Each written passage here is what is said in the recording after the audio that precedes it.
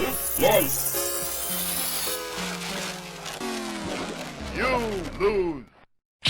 Hello and welcome back to another Minecraft Let's Play video by me, FoxyNoTail, here on the Truly Bedrock survival server, and you've just caught me requiring myself to make many shulker boxes with the shulker shells that I've got. Unfortunately, I'm going to have to use pretty much all of these because there is emergency. But it is fortunately a good emergency. The emergency being that both sides of the fish farm, I believe, are full. I can't actually look in that because it's a block and not a slab, but this one's definitely full, so much so that the hopper minecart can't actually finish unloading. That one is still off out and about, which makes me think that perhaps this one's not 100% full, but it is very full. So I have brought many shulker boxes. Words are difficult. So that I can fill them full of all of the goodnesses from these fish farms and take them home for my many things that I need to do with them. So with an inventory full of items and literally every single one of these shulker boxes now pretty much full to the brim. I did spot some extra room for some fish in there. Yeah, this farm is, I would say at this point, too good. Now, we actually intended this farm to span this whole area. The gap in the middle should have more of this stuff going on, and I don't think we need it. In fact, I'm actually very much regretting using all of the tinted glass on these farms because we thought we would get drowns that dropped copper ingots because we were idiots not realizing that the copper ingots are player kill only, which means that we do somehow get tridents. But most of all, we just get rotten flesh. And I don't want rotten flesh. I don't like rotten flesh. I don't need rotten flesh. And I know, yes, we can use it for trading with villagers. But come on, guys. A whole shulker box worth is plenty. I don't want it. So at this point, I think I seriously need to just talk to Slack about actually removing all of the tinted glass from this and putting in a better collection system. The other thing I need to ask him about is, does he mind me selling all of this fish? Because I don't really need it all that much, and other people might. I'm now going to take a very quick moment to explain to you why we're getting tridents in our drowned farm, as it did appear that somebody has accused me of cheating in the comments before deleting their comment. And what it is, as explained to me by Slack Lizard and Silent Whisper, is that these idiots would rather have Nautilus shells than tridents. So if they spawn naturally with the trident, like a couple of these guys have, and somebody with a Nautilus shell, like this one, dies on the magma cubes, they will drop a Nautilus shell and one of the other morons will pick up the Nautilus shell instead of the trident. So now there's a trident on the floor that has full durability. It's not remotely broken because it's not technically a drop. So again, let's get rid of these guys because these guys don't like holding anything. So let's get rid of that one and that one. And now we've got one holding a Nautilus shell and one holding a trident. If I kill the one holding the Nautilus shell, the trident one will drop the trident just like that and pick up the Nautilus shell instead.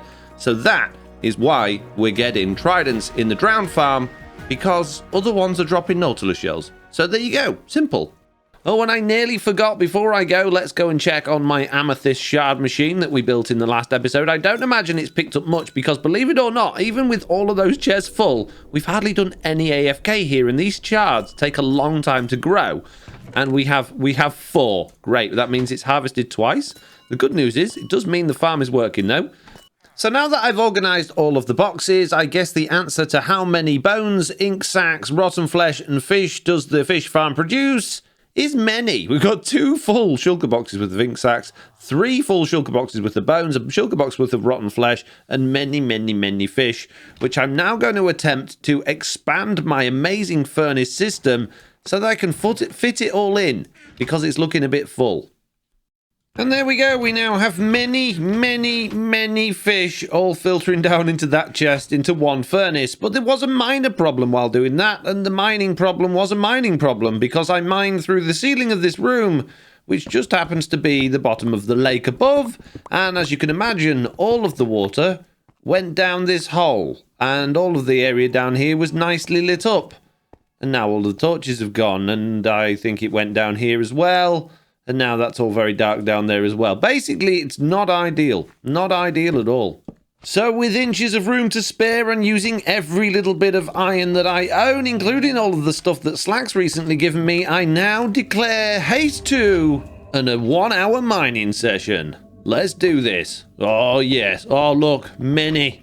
Oh, it's been so long. Well, that may have gone on slightly longer than an hour, and as a result, I now have even many more things, and every single one of these chests is pretty much full. I did an awful lot of mining, and now I'm rich, which means I need to go and smelt everything. As you can see, I did find an amethyst geode, and I have stripped it bare, allowing as many shards as possible to be able to form, and yes, I have now got quite a few crystals from that. And you may also notice in this area I've set up a little bit of a rudimentary vine farm because, well, I really like working with the mossy blocks. And yes, I did manage to gather an absolute ton of slime because, well, there's a lot of slime chunks in this area. And because we're in the extreme hills, there's also a lot of silverfish. So now I've got lots of silverfish heads. So all in all, it was a very good haul and time well spent. And due to having been down there all that time, nearly a double chest worth of fish is smelted. So that should give you an idea of how long I was down there.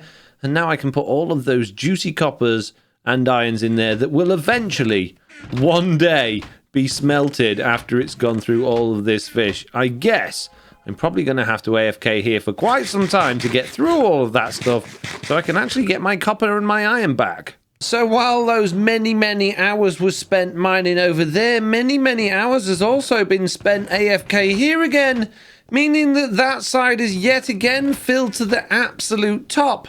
And I've got way more fish than I could possibly deal with. Again. Jeez. And, fingers crossed, this time I actually have a decent amount of amethyst in here. Come on. 16! That's not bad. So yet again, I'm here spending my entire life pulling out all of the nice things. We got a fishing rod? In order to put them into the shulker boxes, which there are less shulker boxes now because I've used loads already today to fill up with all the other things, which only means one thing.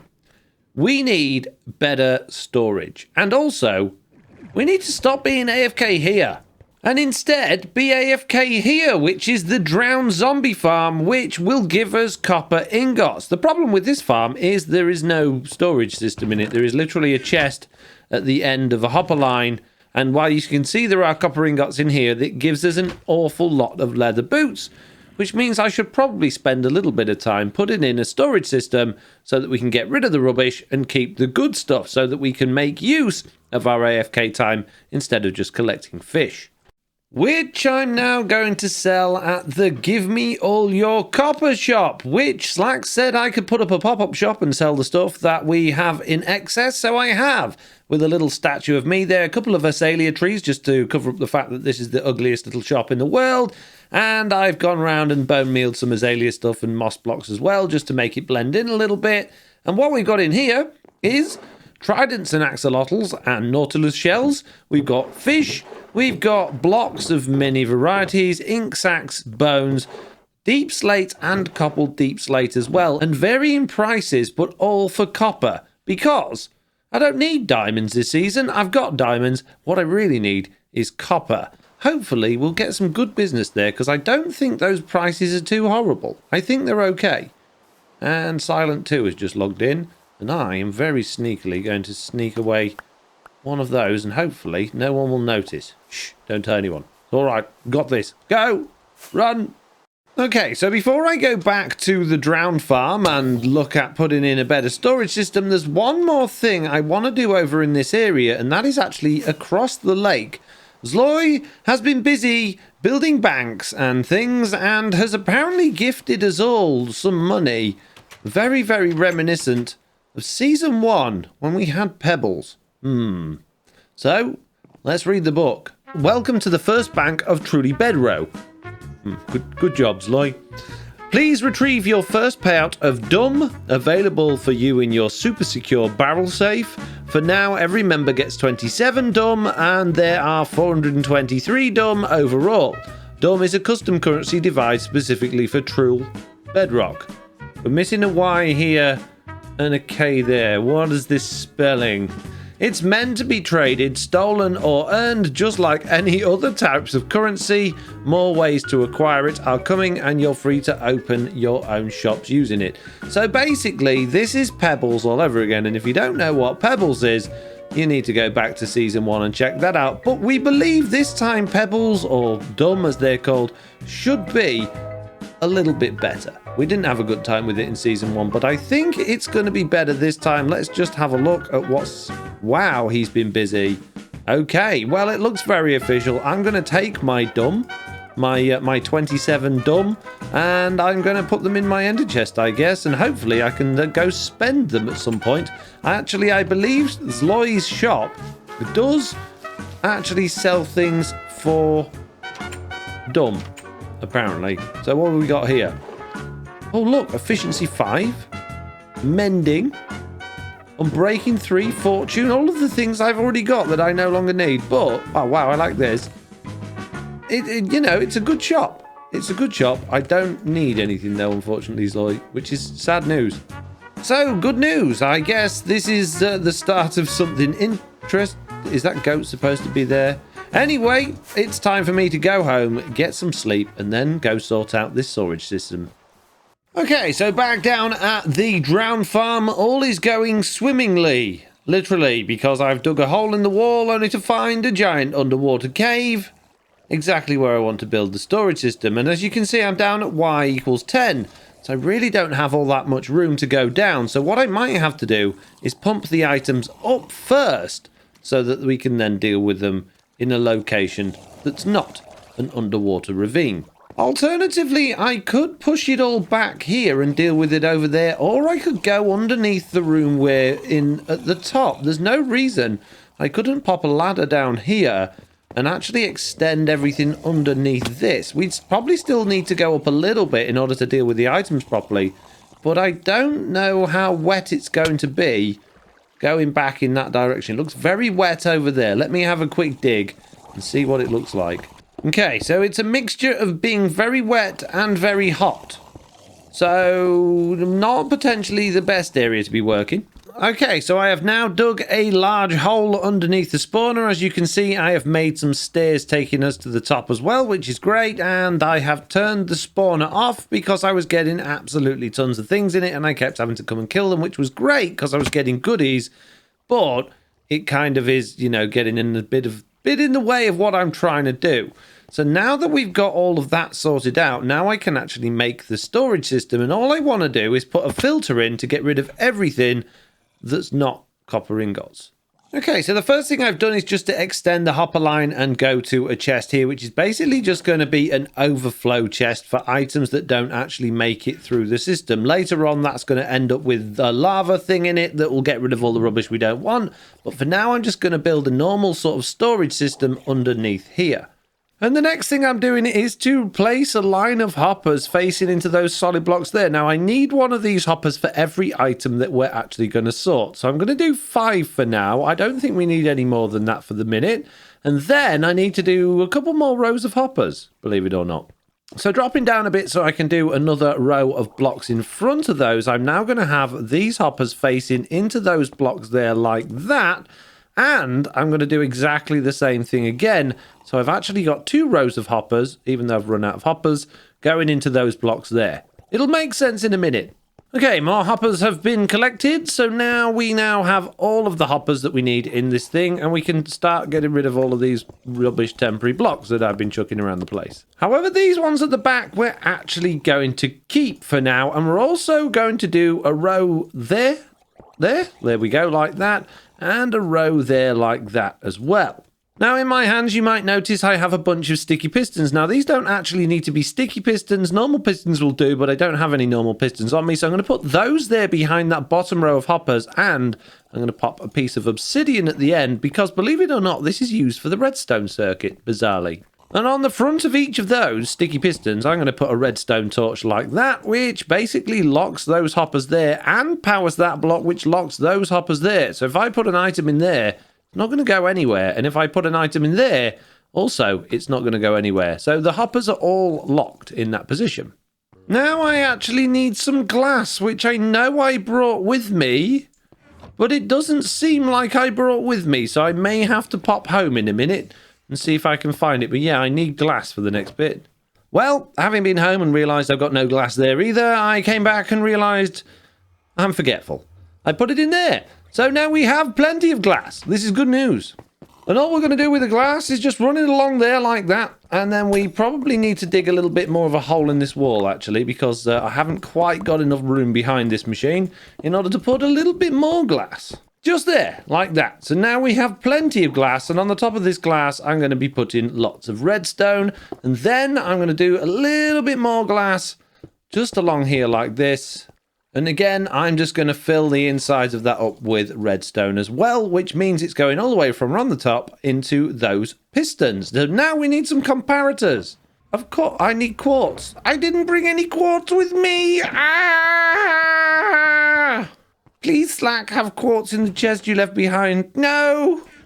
Back in a moment. Oh, jeez. Good job we got a nether literally right next to this thing. Quartz has been located. Next to angry things. Ow.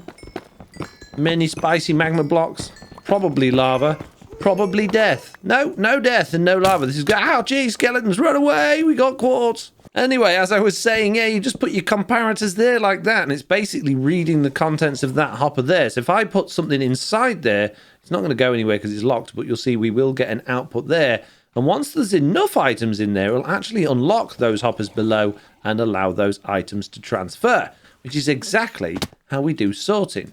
So now what we're going to need is a whole bunch of junk and a load of chests. Now looking at this is actually the design I used in my sorting area last season. And what I did there was I had chests like this, which worked absolutely fine. The problem there being, what happens is that chest fills up and a bit goes in there because of weird hopper nonsense. And then this chest gets a bit in, but it doesn't all filter down. So what I'm actually going to do is destroy a lot of things that we've just created. I'm going to get rid of those chests, and I'm going to get rid of the bottom line of hoppers there. We don't need those. They were just extra ones. What we're going to do instead is actually filter the chests down. Jeez, I don't want that there. Please. I want to filter them down like this. So they staircase down so that we can grab the materials from them. They're all going to filter down towards the bottom, which, yes, it does mean a few more hoppers, but it also means that we don't have to keep rummaging through all of the chests. We can easily find what we're looking for. And I think 3 rows of chests should be absolutely enough, but now we need to determine what we're actually going to be sorting, what items we're going to be keeping, and what we're going to be getting rid of. Which does mean it'll be a good idea to reactivate this thing so we can actually get some items from these guys so we can determine what they're going to drop and what they're not going to drop, and we should probably turn on the Trident killer as well. Now I want some items that I don't mind throwing away so that we can use them as spaces in the sorting system, and sticks are normally a good thing for that, or we could use cobblestone. It really doesn't matter, but what it does want to be is something that's not going to fall in there ever by mistake. So I think we will use sticks. So items that we're definitely going to want out of this system to keep are drowned heads and nautilus shells and copper ingots. We might even consider keeping a little bit of rotten flesh. However, I don't think we're going to need rotten flesh this season. If we do, we can always add that in. So in this first hopper here, what I'm going to do is add a bunch of sticks like that, and then I'm going to put half of the copper ingots at the front, and I'm going to do the same thing there. So we've got 2 lines of these things both collecting copper ingots. And then what I'm going to do is I'm going to come back down to the bottom here, and I'm actually going to remove this bottom chest, which is now full of junk, and I'm going to put it that way there, so that both of those lines are going to fill into that chest and all of our copper ingots are going to come into there.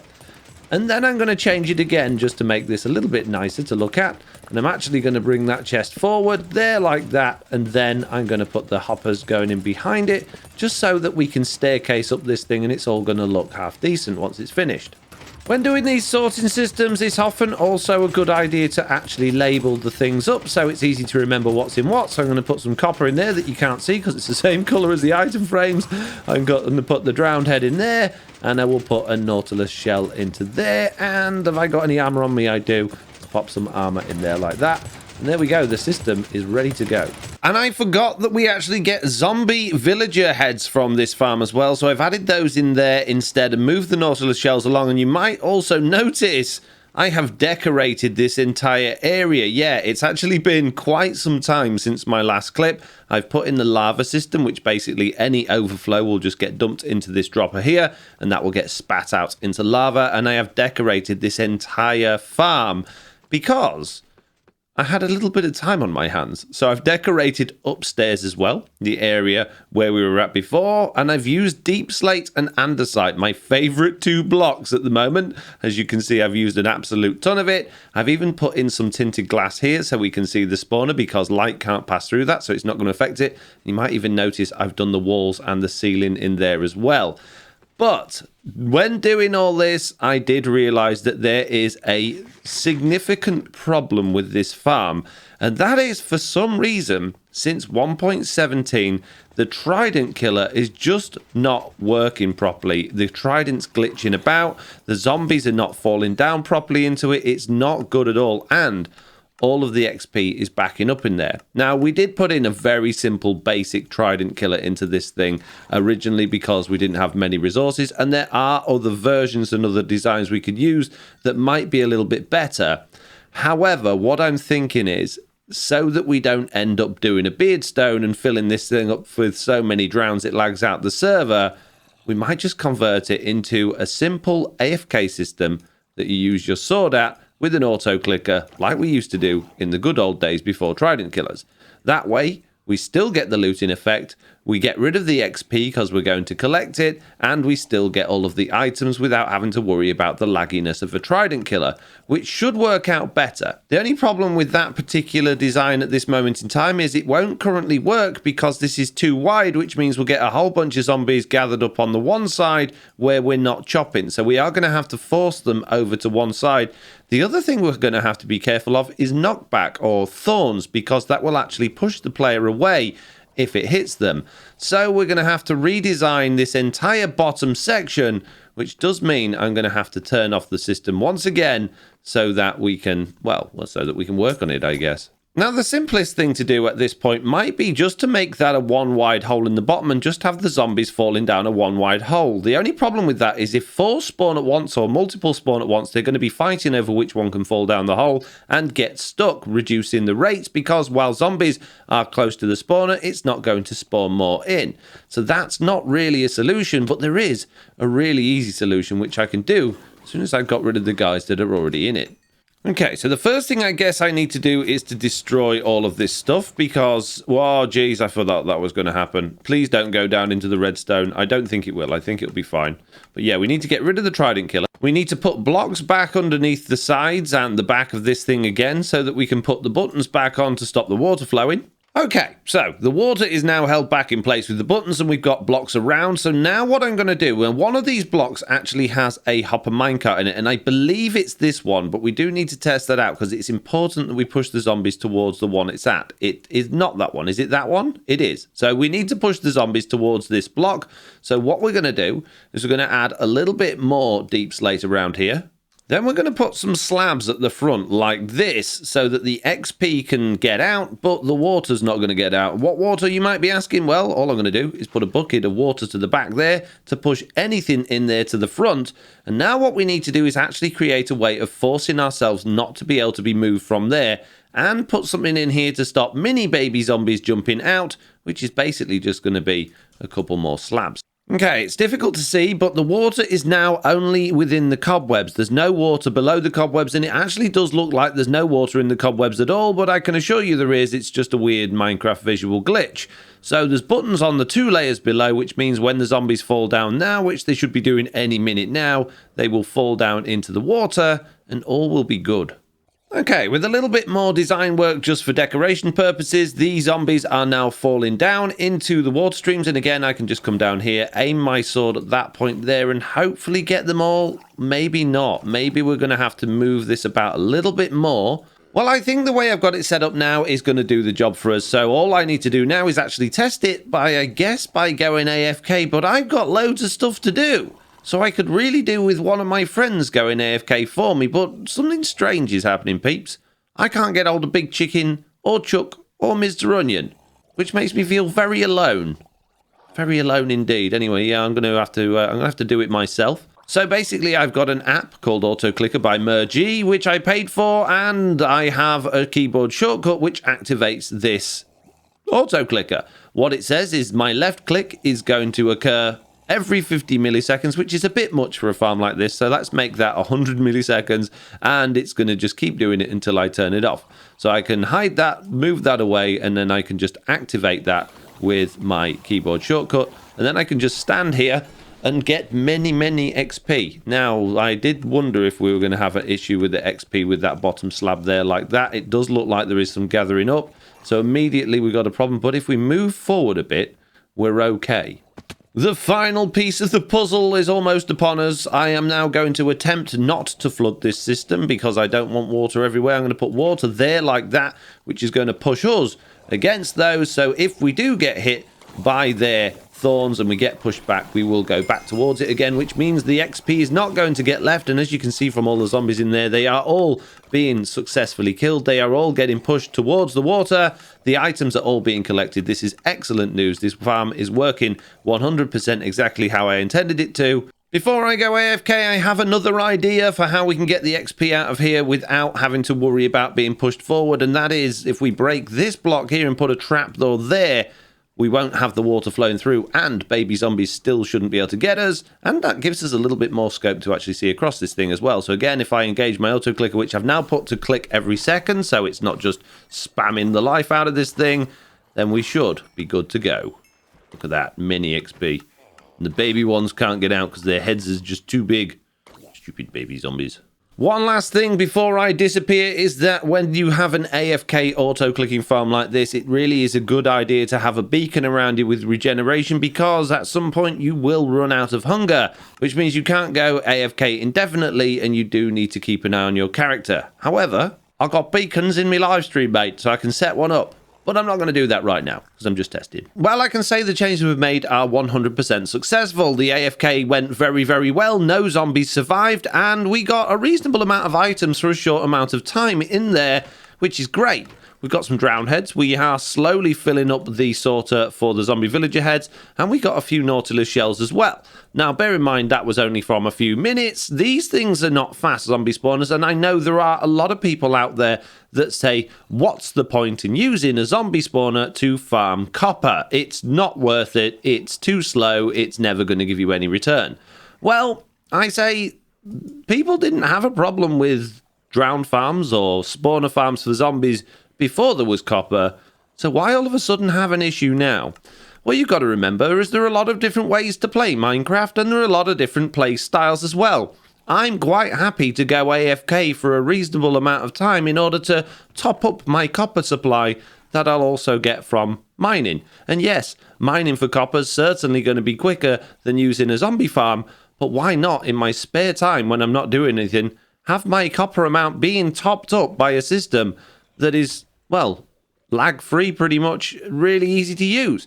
Not to mention the fact that I'm also getting Nautilus shells, heads, and I could be getting an absolute ton of rotten flesh for trading with zombies if I wanted to as well. So anyone out there that's going to complain and suggest that using a drowned farm or a zombie spawner to get copper is a waste of time, consider there are other ways to play the game and other ways to enjoy the game. So maybe keep those opinions to yourself. Anyway, that's all from me. Wow, geez, that was weird. I'm going to say thank you all very much for watching. I hope you enjoyed this video. If you did, please do leave a like. If you haven't already, please do consider subscribing. And hopefully I'll see you all in the next one. Goodbye.